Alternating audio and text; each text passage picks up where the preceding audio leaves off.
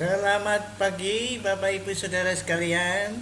Selamat datang dalam acara Sarapan Sabda bersama saya Pak Saparman.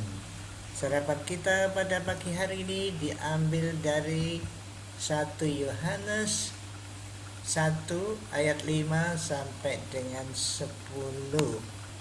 Demikian firman Tuhan. Dan inilah berita yang telah kami dengar dari Dia dan yang kami sampaikan kepada kamu. Allah adalah terang, dan di dalam Dia sama sekali tidak ada kegelapan. Jika kita katakan bahwa kita beroleh persekutuan dengan Dia, namun kita hidup di dalam kegelapan, kita berdusta dan kita tidak melakukan kebenaran.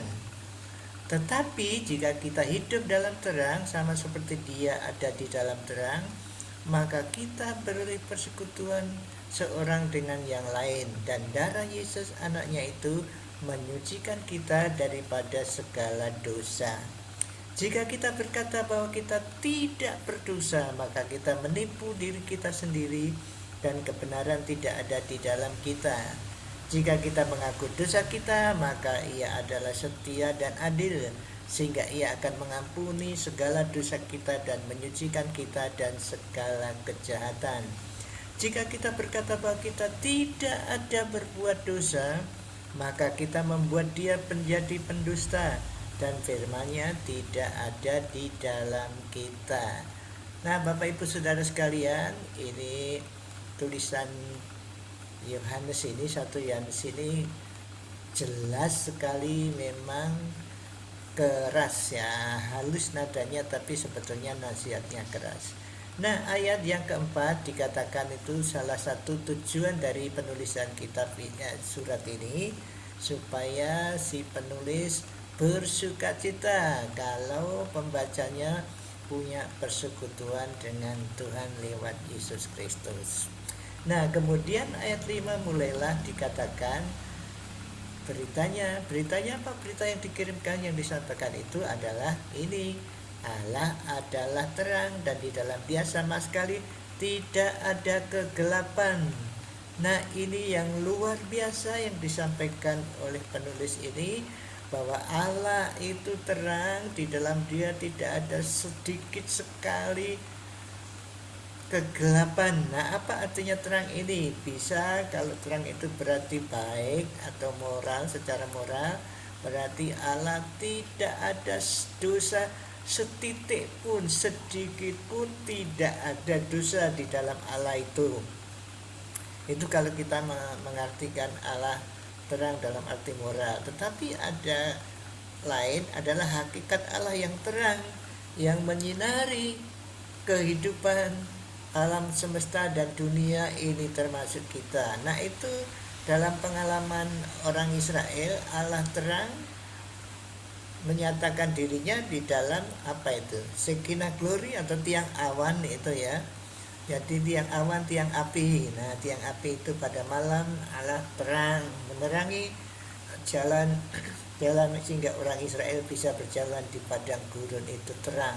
Dalam arti itu Allah terang. Yang menakjubkan adalah ini. Jadi persekutuan antara Allah dan manusia.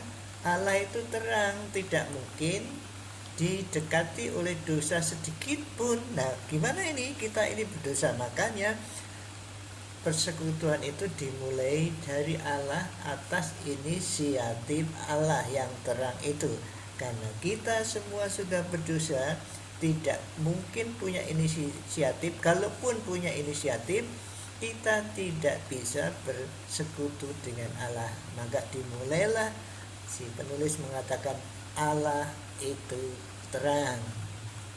Bapak Ibu Saudara sekalian yang dikasih Tuhan Yesus, kita bersyukur bahwa Allah mempunyai inisiatif untuk bersekutu dengan manusia yang berdosa seperti kita ini lewat anaknya yang tunggal, Tuhan Yesus Kristus.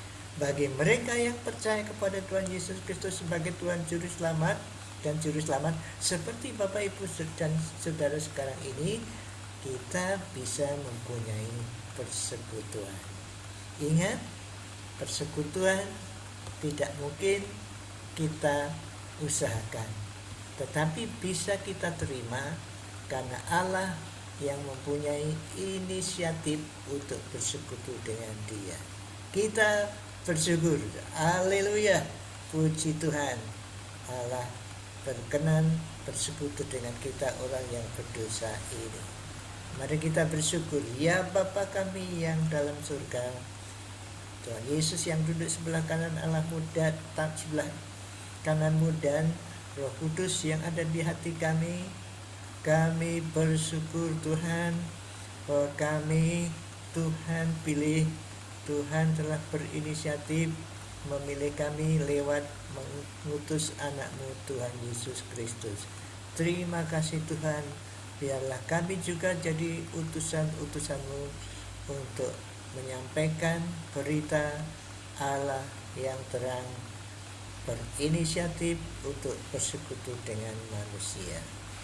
Dalam nama-Mu Tuhan Yesus kami berdoa, amin. Selamat beraktivitas Bapak Ibu Saudara sekalian. Covid belum selesai, mari kita prokes, jaga prokes ya, pakai masker, masih jaga jarak, masih ya, kalau kerumunan jangan deket-deket, jauh ya, boleh di ruang terbuka katanya sudah boleh buka masker, tapi di ruang tertutup masih. Kemudian juga mungkin kurangi kegiatan lah, cuci tangan ya, itu harus sering. Tuhan memberkati Bapak Ibu Saudara dan saya, amin.